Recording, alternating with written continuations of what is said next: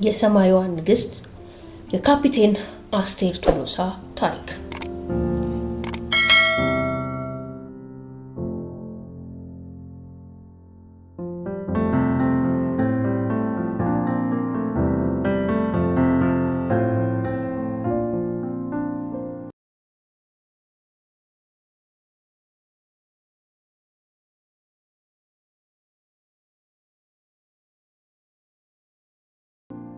በኢትዮጵያ ታሪክ የብረት ክንፍ ተሸክሞ ሰማይን የገዛው ወንድ ብቻ ነበር።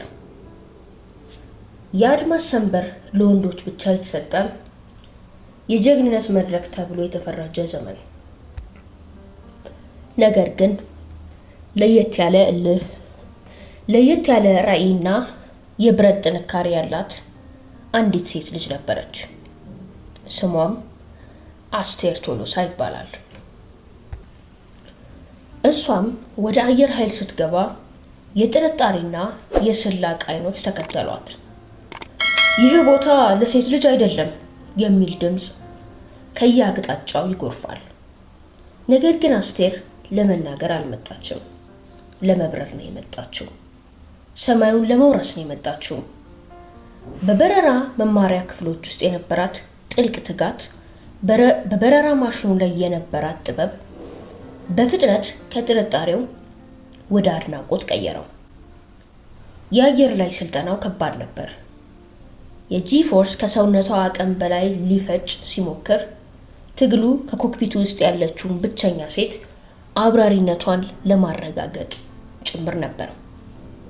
እያንዳንዱ ፈተና፣ እያንዳንዱ አደገኛ እንቅስቃሴ ከወንዶቹ እኩል አንዳንዴም በተሻለ ብቃት አለፈችው። ካፒቴን አስቴር ከአብራሪነቷ በፊት መሰናክል ሰባሪ ነበረች። ዓመታት ነጎዱ።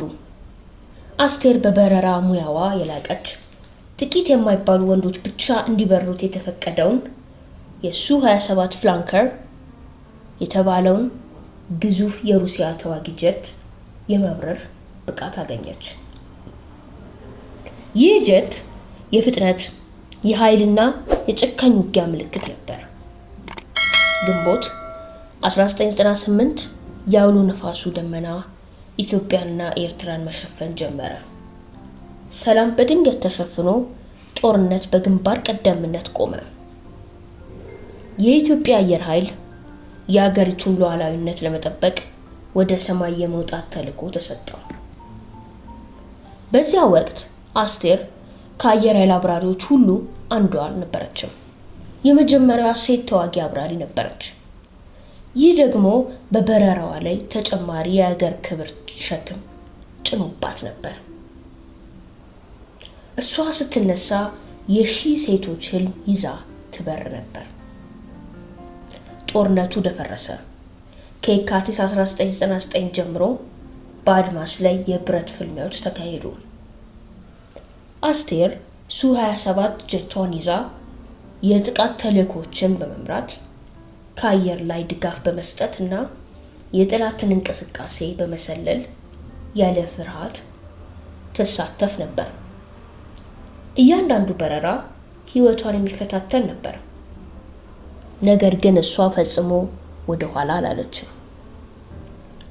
የካቲት 26 ቀን 1999 ዓ.ም እንደ አንዳንድ ዘገባዎች አስቴር የጥቃት አውሮፕላኖቿን እየመራች ከነበረችበት ተልዕኮ ላይ ነበር በድንገት ራዳሩ ላይ ያልተጠበቀ ምልክት ታየ።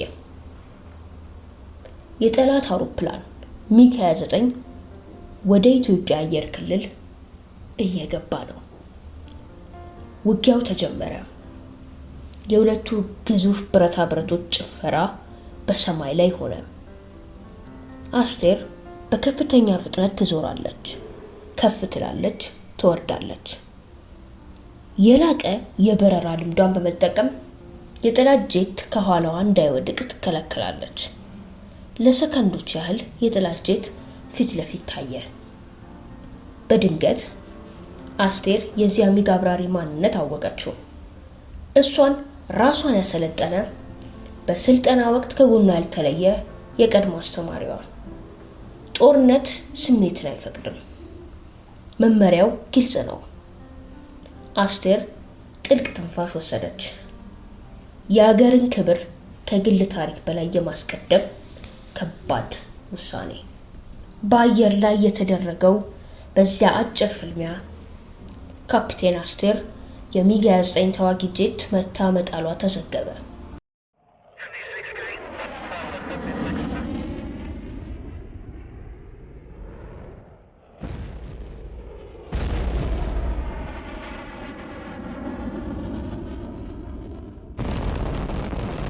ይህ ድርጊት በታሪክ ውስጥ የጠላት ተዋጊ ጄት መታ የጣለች የመጀመሪያ ሴት አብራሪ እንድትባል አደረጋት። የመንገዱን መጀመሪያ የጠረጠሩትን ሁሉ ዝም ያስባለ የድፍረትና የጀግንነት ታሪክ ተሰራ።